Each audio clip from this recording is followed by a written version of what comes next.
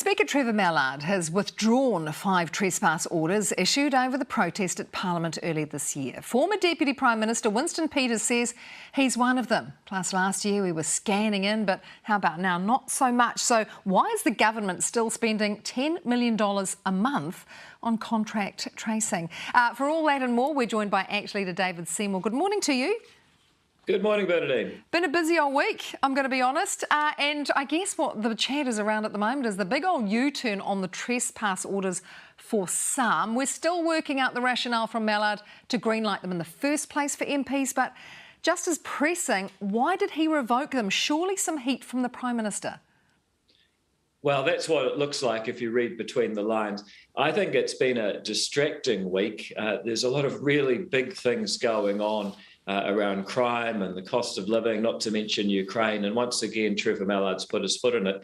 I mean, there have been many court cases over the years, mainly coming out of a student protest in 1997 that, get this, Chris Hipkins, the now Education Minister, was actually protesting at.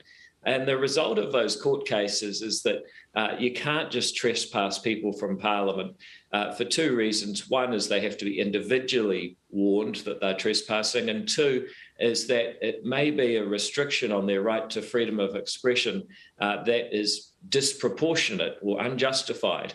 If Trevor Mallard had looked at the court cases that at least one Labor minister was actually a part of back in the day, he would have known these trespasses wouldn't stick. But he's put his foot in it again, and we've spent the last couple of days talking about him instead of things that actually matter. And I think, sadly, that's becoming emblematic of this government. Well, as you know, in Parliament, he certainly gave everyone the message that he had, quote, absolute power to do what he chose and what he pleased. Do you have confidence in the Speaker? Look, no, I don't. And myself and many other people in the opposition have been saying for over a year now that it's time for him to move on. I just look at what these people in Ukraine are fighting for, to have democracy. We've got one, and the way that Trevor Mallard is treating ours, it's just not good enough. I think it would be gracious of him to go.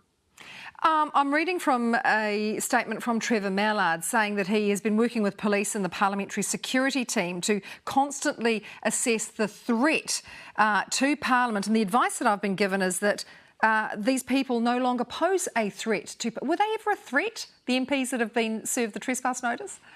Well, as far as I'm aware, that there's quite a few of them, and all they did, and these are former MPs, by the way, who just came and walked around, and that's what the courts found in the previous case, that to trespass someone for just expressing a view or walking around, receiving and imparting information, is a breach of their Bill of Rights. So, the case law from the courts was very clear.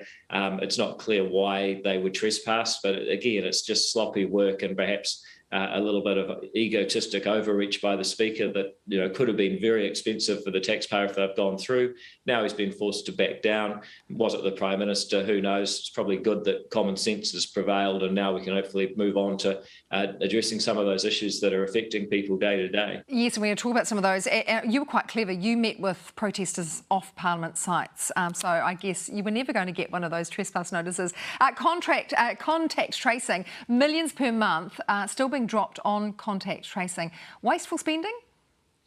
Yeah, exactly. And people ask, why do we have inflation? Well, there's a number of reasons, but one of them is that government keeps pumping money into the economy that's not productive.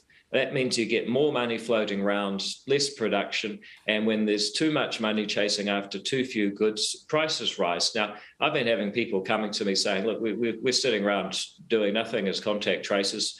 They're still paying us. We put some questions in to Parliament, found out it's $10 million a month. And of course, the government tried to say, oh, they're doing other things. I saw one of them on the news the other day. Turned out they said, look, we're getting 60 hours a week to do nothing. And just remember, contact tracing never reached its target for Delta. It certainly won't work for the more infectious Omicron. It's futile. It should be gone. It's just another little example of how, 10 million a month, 120 million a year, it all adds up. If we were able to start having a better ruler across government spending, we might not have so much inflation. It would buy a lot of hips, wouldn't it? A lot of hips and knee replacements. Monday, big day for your party. You're announcing your budget. Can you give us any hints? Dangle any carrots? Yeah, I mean, every year ACT does an alternative budget because part of our job is to criticise and hold them accountable, but also show that, we got better ideas and can make New Zealand a better place. We're going to put forward an alternative budget that gets away from what we normally have, who gets how much, what's in the budget for you, and says, look, where are we going over 5, 10, 20 years? How do we ensure that New Zealand remains a wealthy first world country? So what's your best idea? With some of the countries that have come, I don't want to give it away now, but I just look at, for example, the fact that we have 5 different tax rates at the moment. It's a mess, it's a muddle that punishes people that try to work hard and do better. You might see that flatten out quite a lot. Well, we wait and watch. Monday's the big day, is it not? That's right. ACT Leader David Seymour, thanks for your time as always. Thank you.